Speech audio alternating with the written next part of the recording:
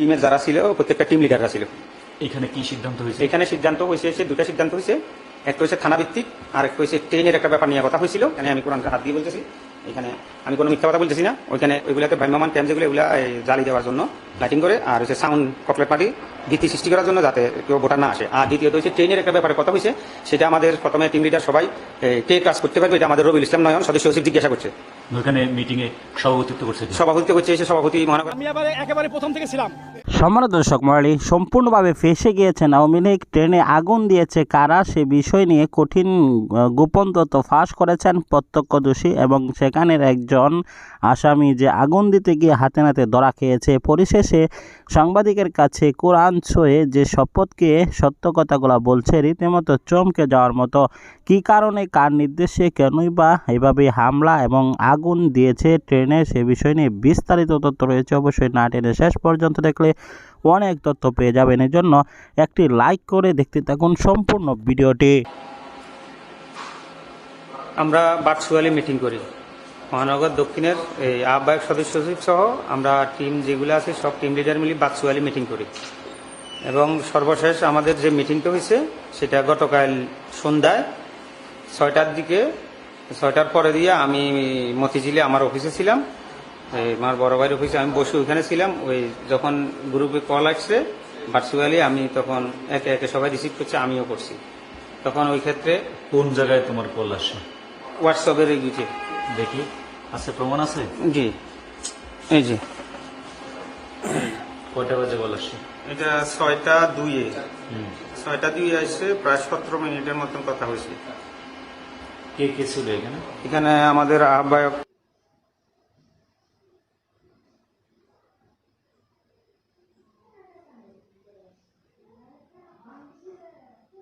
আর টিমের যারা ছিল প্রত্যেকটা টিম লিডাররা ছিল। এখানে কি সিদ্ধান্ত হয়েছে? এখানে সিদ্ধান্ত হয়েছে দুটা সিদ্ধান্ত হয়েছে, একটা হচ্ছে থানা ভিত্তিক আর একটা হচ্ছে ট্রেনের একটা ব্যাপার নিয়ে কথা হয়েছিল। এগুলো মিথ্যা কথা বলতেছো? না না, আমি মিথ্যা কথা বলতেছি না। এই যে আমার একটা ছোট বাচ্চা আছে 1 মাসের, আর এখানে আমি কোরআনকে হাত দিয়ে বলতেছি, এখানে আমি কোনো মিথ্যা কথা বলতেছি না।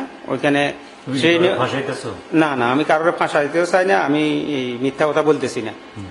এখানে দুইটা সিদ্ধান্ত হয়েছে, থানা ভিত্তিক ওয়ার্ড ভিত্তিক কমিটি আছে, ওইগুলাতে ভ্রাম্যমান ক্যাম্প যেগুলো এগুলা জ্বালিয়ে দেওয়ার জন্য লাইটিং করে, আর হচ্ছে সাউন্ড ককলেট পার্টি ভীতি সৃষ্টি করার জন্য যাতে কেউ ভোটার না আসে। আর দ্বিতীয়ত হচ্ছে ট্রেনের একটা ব্যাপারে কথা হয়েছে, সেটা আমাদের প্রথমে টিম লিডার সবাই কে কাজ করতে পারবে এটা আমাদের রবিউল ইসলাম নয়ন সদস্য সচিব জিজ্ঞাসা করছে। ওখানে মিটিং এ সভাপতিত্ব করছে সভাপতিত্ব করছে এসে সভাপতি মহানগরের আহ্বায়ক খন্দকার এনামুল হক এনাম, উনি সভাপতি হচ্ছে, সঞ্চালক ছিল। তখন ইনস্ট্রাকশন দিছে, কথা অল্পর মধ্যে শেষ করে দিবার বলছে আহ্বায়ক খন্দকার এনামুল হক এনাম। তখন অন্যরা সবাই চুপ ছিল, সদস্য সচিব একটা ব্রিফ করলো যে কালকে ট্রেনে কে কাজ করতে পারবেন। মানে কালকে মানে কবে? আজকে সন্ধ্যায়, গতকাল কথা হয়েছে তো আজকে সন্ধ্যায়। তখন এবার সবাই একদম একটু চুপ ছিল। কোন জায়গা থেকে? এটা কোটকাল্লায় কইছে কিশোরগঞ্জ থেকে আসার ট্রেন, নরসিংদী থেকে এই পরে গাজীপুরের দিকে কোথাও ঢাকায় ঢুকার মধ্যে, আর না হলে নারায়ণগঞ্জের রোডে আপ অ্যান্ড ডাউন যে কোনো জায়গায়। তো সেই ক্ষেত্রে এবার এখানে সবাই যখন নিচ্ছুক তখন বলছে যে সদস্য সচিব এই আপনি কাজটা করবেন, আমি আপনার সাথে সোর্স দিয়ে দিব, ঠিক আছে? তো তখন ওই দিকে ঠিক আছে আমি পরে কথা বলবো, পার্সোনালি কথা বলবো। এর মধ্যে আবার সবাই সবার মতো করে চলে গেছে, ওনারা নিজেরা পার্সোনাল কথা বলছে। এটা আমি সত্যি কথাই বলছি, আমি কোনো মিথ্যা রাষ্ট্র নিতেছি না।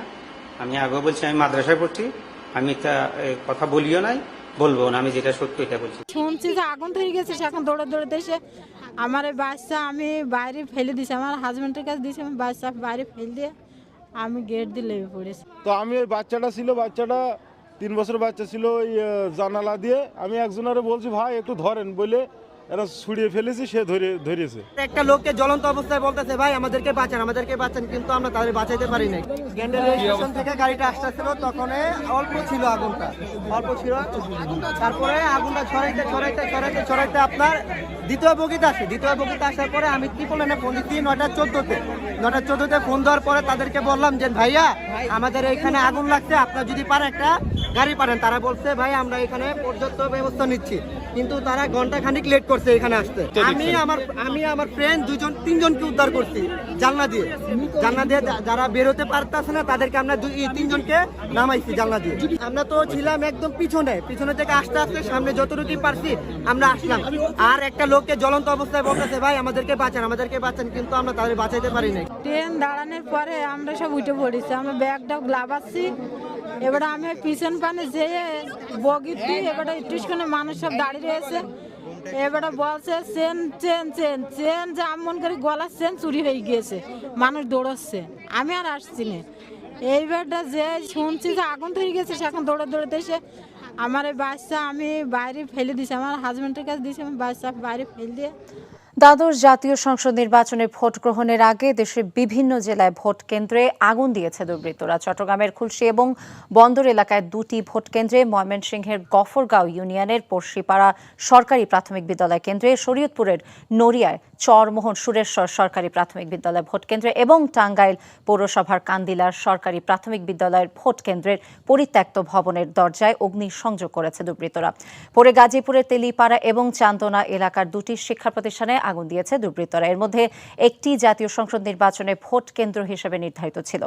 মৌলভীবাজার সদর উপজেলার চাঁদনীঘাট ইউনিয়নের শহরতলি সাবিয়া সরকারি প্রাথমিক বিদ্যালয় ভোট কেন্দ্রে গতরাতে অগ্নিকাণ্ড ঘটে।